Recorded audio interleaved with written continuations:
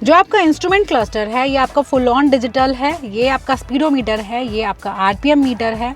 Centre में आपका MID है जो आपको कार से रिलेटेड बेसिक सारी इन्फॉर्मेशन देता है, जैसे आपका ट्रिप कितना है, आपका fuel economy, tyretronics, everything. Infotainment system पे जाने से पहले ये यूनिट आपको बता देती हूँ मैं। ये आपका लाइट्स के लिए दिया गया है, ये आपका लाइट इंटेंसिटी को हाई और लो करने के लिए दिया गया है, ये आपका फॉग लैम्प के लिए दिया गया है, this is for lane assist, और ये आपका पार्किंग के लिए है।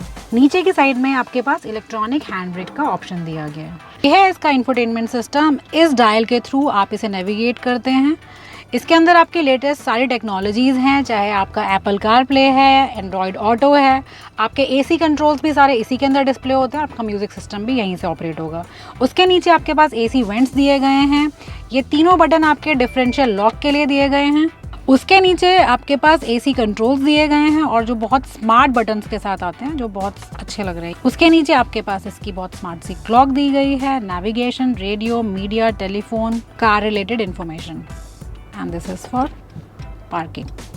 आपको मैंने अभी बताया कि आप अपने इंफोटेनमेंट सिस्टम को इस डायल के थ्रू भी नेविगेट कर सकते हैं। एंड दूसरा ऑप्शन इज दिस, यहाँ पर आपके पास टच पैड है, आप इसकी हेल्प से भी इसको नेविगेट कर सकते हैं और अपने फंक्शंस को यूज़ कर सकते हैं।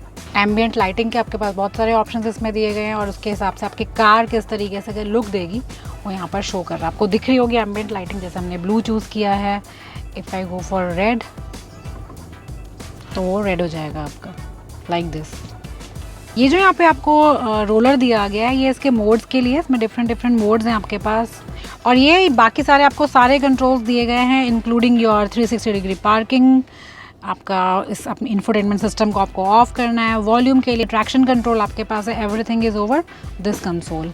यहाँ पर आपके पास ट्विन कप होल्डर दिया गया है और ये है आपका 12 वोल्ट का चार्जिंग सॉकेट, आप इसको लाइटर की तरह यूज़ कर सकते हैं। और यहाँ पर आप अपनी की को प्लेस करके उसको चार्ज कर सकते हैं, लाइक दिस। यहाँ पर आपका हैंड रेस्ट है जो अच्छी खासी स्टोरेज के साथ आता है, अपना काफ़ी सारा सामान आप इसमें रख सकते हैं। इसमें आपके पास एक SD कार्ड रीडर दिया गया है और 2 USB पोर्ट दिए गए हैं। ये है आपका ग्लव बॉक्स, इसके अंदर भी आपका अच्छा खासा स्टोरेज स्पेस है, आप रख सकते हैं। इनकी बुकलेट रखने के बाद भी आपके पास काफ़ी सारा स्पेस है। अगेन एक ग्रैब हैंडल यहाँ पर दिया गया है, इन केस ऑफ इमरजेंसी आप इसको यूज़ कर सकते हैं। ऊपर के अगर आप डैशबोर्ड की बात करेंगे तो यहाँ पे सॉफ्ट टचेस का यूज़ किया गया है, बहुत प्रीमियम क्वालिटी लेदराइट का यूज़ किया गया है। गाड़ी के फिट एंड फिनिश में आप कहीं पर कमी नहीं निकाल सकते। ऑब्वियसली यार, इतना पैसा खर्च कर रहे हो उसके बाद फिट एंड फिनिश को चैलेंज करेंगे, नो वे। ऊपर आपके पास IRVM दिया गया है एंड दिस इज इलेक्ट्रोक्रोमिक। ऊपर आपके पास LED लाइट का पैनल है जो बहुत स्मार्ट है इसके अंदर। इसके ऊपर आपके पास लाइट के बटन दिए गए हैं और अगर आपको सनरूफ अपना ऑपरेट करना है तो आप इसकी हेल्प से करेंगे, लाइक दिस। जो इसमें सनरूफ है वो भी लोडिंग का पार्ट है। चलिए अब बात करते हैं इसके इंजन की। इसके अंदर आपका 3000 cc डीजल इंजन का यूज़ किया गया है and it comes with 6 cylinders. अगर आप पावर की बात करेंगे तो यहाँ पे पावर आपको मिलती है 286 bhp की, along with the torque of 600 newton metre. अगर आप जाएंगे पेट्रोल वेरिएंट पे तो 3000 सीसी की जगह वो इंजन आपका हो जाएगा 5000 सीसी का। तो इमेजिन वो कितना ज़्यादा पावरफुल होने वाला है। लेकिन इस इंजन को ज़्यादा प्रेफर किया जाता है इंडिया में, स्पेशली अगर मैं बात करूँ, वो इसलिए यार कि मेन बात, पहली बात वो रोड्स नहीं है हमारे पास कि आप इतनी स्पीड से भगाओगे कहाँ पर, मतलब आपको खाली सड़कें ही ढूंढनी पड़ेगी। तो ये कार ज़्यादा प्रेफर्ड है इंडिया के लिए। अब आपको एक चीज़ मैं समझा रही थी लोडिंग के बारे में। लोडिंग का कंसेप्ट सिंपल है, जैसे आपको मैंने रेंज रोवर में बताया था कि गाड़ी के अंदर आपको क्या चीज़ें चाहिए, क्या चीज़ें नहीं चाहिए, उसका कस्टमाइजेशन आप अपनी चॉइस से करा सकते हैं। आपको कार का इंटीरियर किस कलर में चाहिए, आपको एलॉयज़ का क्या साइज़ चाहिए, आपको सनरूफ चाहिए नहीं चाहिए, आपको जो भी चीज़ें चाहिए सब चीज़ें आपकी चॉइस के अकॉर्डिंग कस्टमाइज़ कर देती है company. That is called loading. अब बात करते हैं इस कार की सेफ्टी की। ये कार आपकी 9 एयर बैग्स के साथ आती है। ABS, EBD, ESP, traction, everything is loaded in this vehicle. Safety wise आप मर्सिडीज़ की कार्स को नहीं टारगेट कर सकते, नहीं चैलेंज कर सकते, सारे इसमें डिस्क ब्रेक का यूज़ किया गया है। तो इन टर्म्स ऑफ सेफ्टी तो जी वैगन नहीं, मर्सिडीज़ की किसी भी कार को आप किसी भी पैरामीटर पर चैलेंज नहीं कर सकते। अब लास्ट में बात करते हैं इस कार के प्राइस की।